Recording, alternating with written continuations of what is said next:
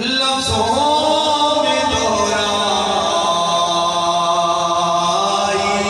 نہیں جاتی، زباں پر کربلا کی داستان لائی نہیں جاتی، زباں پر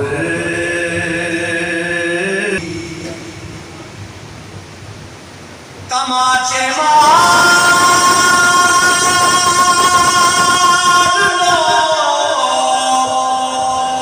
خیمے جلا لو، قید میں رکھ لو،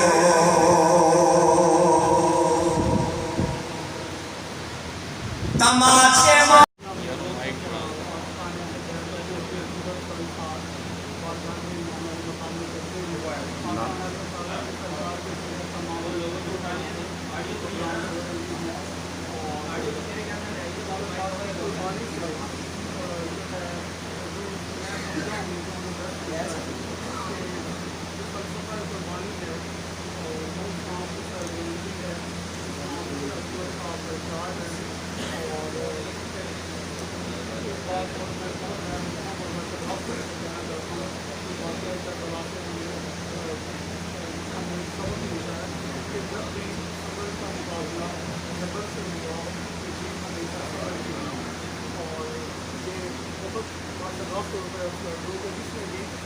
ظلم کے ذریعے عزت چاہی، اللہ نے اس کے انصاف کے ذریعے سے ظلم کیا۔